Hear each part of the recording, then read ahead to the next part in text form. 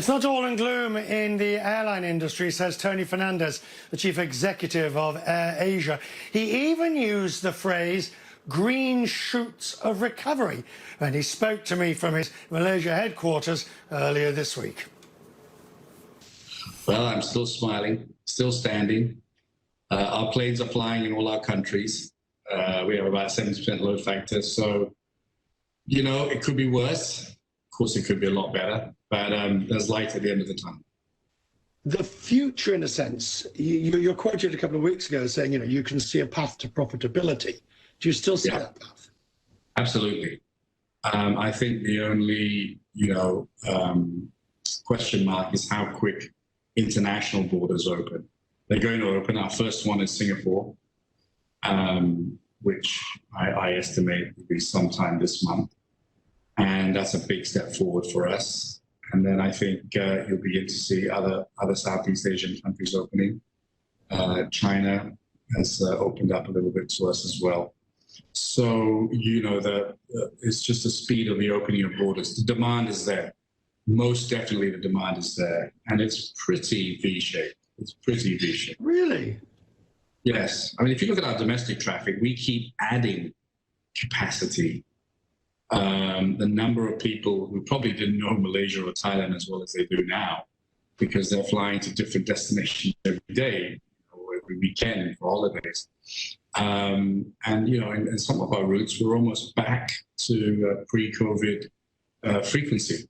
The possibility of yourselves and Malaysia coming together, it's a marriage whose invitation I have been hearing about for as long as both have been around.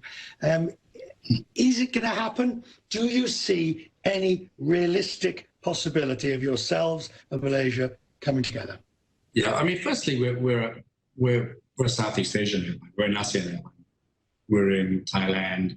We're in Indonesia as local carriers. We're in the Philippines as a local carrier. Obviously, our biggest airline is in Malaysia.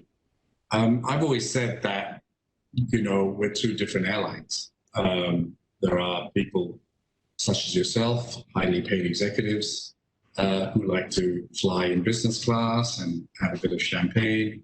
And there are those in my market who, are happier without the champagne. I think we serve two different markets, and I think these two airlines should exist. It's like saying, should Mercedes-Benz merge with a very low-cost car company?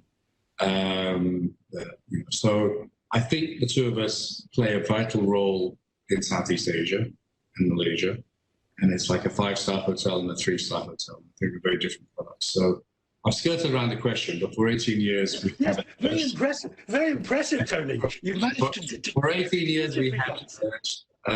You can never say never. But I don't think there's a necessity. Finally, you're the first sort of CEO of an airline I've spoken to who, I wouldn't say you're optimistic, you're realistic, but you're certainly more positive than the rest of them that I've spoken to, which makes me wonder whether you're being a little rose-tinted spectacles. Been through this crisis now, but as you've come out the other, as things seem to be getting better, are you being too optimistic?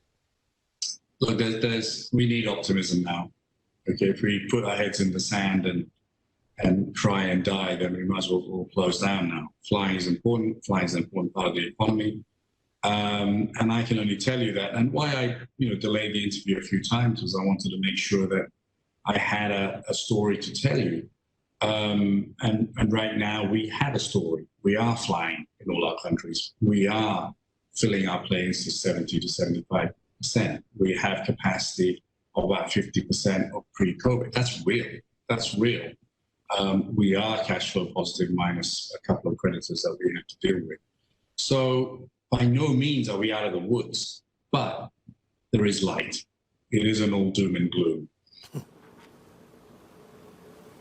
Tony Fernandes with a bit of cheer, or at least not all doom and gloom on the airline industry.